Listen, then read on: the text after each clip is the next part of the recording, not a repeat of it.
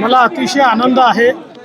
खरं म्हणजे पांडुरंगाच्या आशीर्वादानं एक मोठा विजय आम्हाला प्राप्त झालेला आहे आणि त्यानंतर आळंदीला येण्याची संधी मिळाली, माऊलींचा आशीर्वाद घेण्याची संधी मिळाली. मला असं वाटतं की प्रत्येकाकरता हा क्षण अतिशय सुखाचा असतो. तो क्षण मला अनुभवायला मिळालेला आहे आणि निश्चितपणे पांडुरंगाच्या कृपेने आणि आमची जी ही मोठी परंपरा आहे, खऱ्या अर्थानं ज्ञानेश्वर माऊलींपासनं तर जगद्गुरू तुकाराम महाराजांपर्यंत हा जो आमचा वारकरी विचार आहे, या विचारानेच आपला महाराष्ट्र सातत्याने पुढे गेला आहे आणि भविष्यातही पुढे जात राहील. आणि म्हणून या विचाराची आठवण आम्हाला सातत्याने होत राहावी याकरता आजच्या भाषेत सांगायचं झालं तर आम्ही रिचार्ज घेण्याकरता या ठिकाणी येत असतो. इंद्रायणी स्वच्छ नाही, काय सांगाल?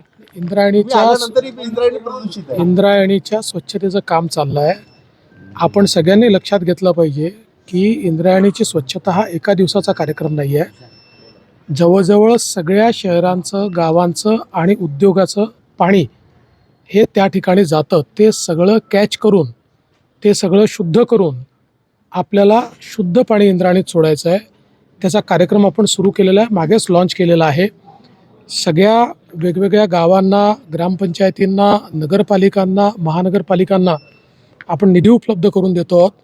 उद्योग विभागाला देखील आपण सांगितलेलं आहे कुठलेही एफ्लुएंट जाऊ नये, पण नुसतं जाऊ नये म्हणून हे होत नाही, त्याकरता ती व्यवस्था उभी करावी लागते. ती व्यवस्था उभी करण्याचं काम हे सुरू केलेलं आहे. पुढच्या काळात ते युद्ध पातळीवर आम्ही करू. देवस्थानचं काम खरं तर गडकरींच्या हस्ते सुरू झालं होतं, म्हणजे तिथलं भूमिपूजन झालं, मात्र आजही ते काम चालू झालेलं नाहीये. केंद्राचे आणि राज्याच्या याच्यामध्ये निधी अडकल्याचं बोलतो. नाही, निधी कुठेही अडकलेला वगैरे नाही आहे. त्याच्या काही प्रोसेसेस असतात, त्या प्रोसेसेस चाललेल्या आहेत. टप्प्याटप्प्यानं हे काम देखील पूर्ण होईल. तर तुम्ही काय कुठे प्रश्न कुठले विचारायचे?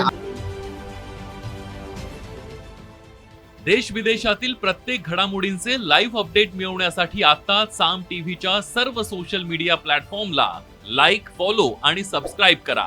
तसंच सर्व नोटिफिकेशनसाठी बेल आयकॉन प्रेस करायला विसरू नका.